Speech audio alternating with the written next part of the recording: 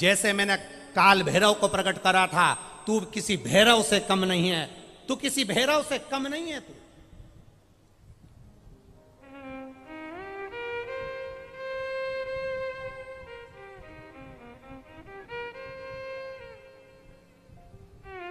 तू किसी भैरव से कम नहीं है।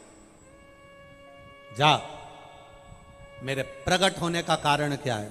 शंकर भगवान ने कहा राहु को खजा, जा इस राहु को खा ले।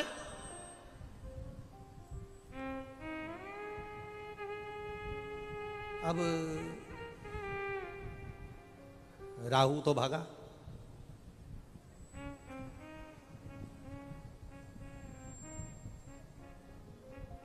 ये जो शादी के बीच में जो होते हैं ना, लड़का लड़की के बीच में जो होते हैं, रिश्तेदारों के बीच में जो होते हैं, थोड़ा सा भी संबंध खराब होता है ना तो सबसे वाले बीच में जो रहते हैं सबसे पहले भागते। जिनने कराई थी शादी, जिनने कराई शादी, कोई के मामा जी ने कराई, कोई के मौसा जी ने कराई, कोई के काका जी ने कराई, कि हमारा परिचित था उसने कराई, और जैसे ही संबंध बिगड़ा, लड़का लड़की के बीच में संबंध बिगड़ा, अदालत में बात पहुंची तो जो बीच वाला है ना सबसे पहले पीछे हट जाता है। वो कभी नहीं कहता कि मैं तुम्हारा साथ दूंगा। अब क्या करें साहब, हमने तो अच्छा ही देखा था, हमने तो बताया था, देख लो, तुमने ही नहीं देखा तो हम क्या करें, हमको क्या मालूम था कि लड़की ऐसी होगी, हमको क्या मालूम था कि लड़का ऐसा होगा। बीच वाला भाग जाता। राहु भागा, जलंधर और पार्वती के विवाह प्रस्ताव को जो लेकर आया था वो राहु भागा। अब पीछे पीछे कीर्ति मुख भागता गया। भागते भागते राहु जलंधर के पास पहुंचा। मेरे प्राण कैसे बचेंगे? जलंधर ने कहा यहां से जा, अगर मुझे देख लिया तो मुझे खा जाएगा, चल यहां से। जलंधर ने भी भगा दिया। भागते भागते सब दूर गया। ब्रह्मा जी के पास में गया, इंद्र के पास गया, नारायण के पास गया, सब दूर जाकर आया, पर उसके प्राण बचाने वाला कोई नहीं था।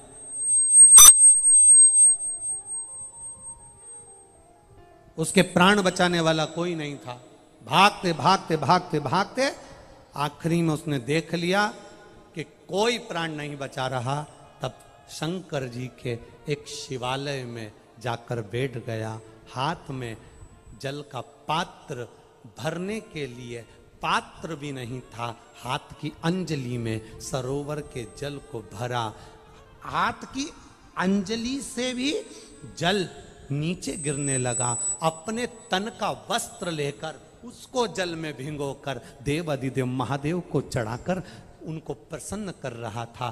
तब शिव जी प्रसन्न हो गए, क्योंकि भोला तो भोला है। श्राप दिया था, मारने के लिए आतुर हुए थे। इतने में शंकर जी ने कहा बोल राहु क्या चाहिए? राहु कहता है कीर्ति मुख से बचा लीजिए, वो मुझे खा जाएगा, प्रभु रक्षा करिए। शंकर जी ने राहु को अपने जटा में छुपा लिया, जटा में छुपाया।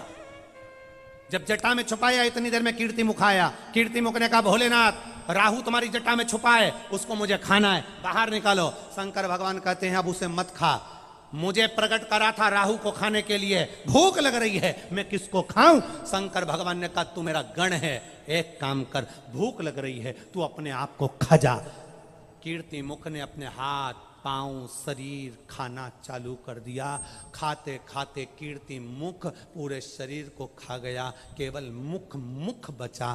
तब शंकर भगवान से कहता है मेरे मुख का क्या करूं? शिव जी कहते हैं चिंता मत कर, तू मेरा गण है, मेरे कहने को तूने माना है, मेरे कहने पर तू अपना पूरा शरीर खा गया।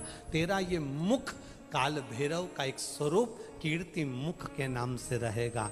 पूरे मृत्यु लोक में जितने देवालय, जितने शिवालय, जितने मंदिर रहेंगे, उस मंदिर के गेट पर तेरा मुख लगाया जाएगा। कभी भी आपने एक मुख मंदिर के गेट पर देखा होगा? जीवान बाहर निकली है, भयंकर सा मुख है। किसी किसी मंदिर में तुमने देखा होगा दरवाजे पर बिल्कुल बीच में लगा हुआ वो मुख नजर आता है। वो शंकर भगवान ने जिसको प्रकट करा था वो कीर्ति मुख था। शिव जी ने कहा सुन कीर्ति मुख, तू काल भैरव का स्वरूप रहेगा, तू भैरव का स्वरूप रहेगा। मंदिर में, देवालय में, शिवालय में दरवाजे पर तू बैठा रहेगा, चौखट पर तू बैठा रहेगा। जो शिवालय के अंदर जल चढ़ाने के लिए प्रवेश करेगा, उसके अंदर जितना दुख होगा, जितनी तकलीफ होगी, जितना कष्ट होगा, जितनी बीमारी होगी, जितना रोग होगा, जो शंकर के मंदिर में एक लोटा जल लेकर प्रवेश करेगा, भरे हुए पात्र को जब तू देखेगा, तेरी दृष्टि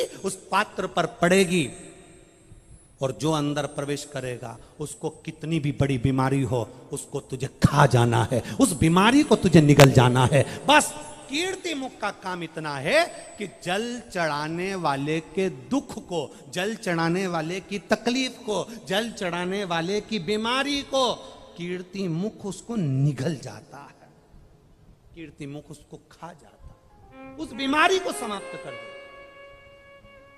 कई लोग कहते गुरुजी ये आप कहते हो शंकर जी के मंदिर जाया करो, एक लोटा जल चढ़ाया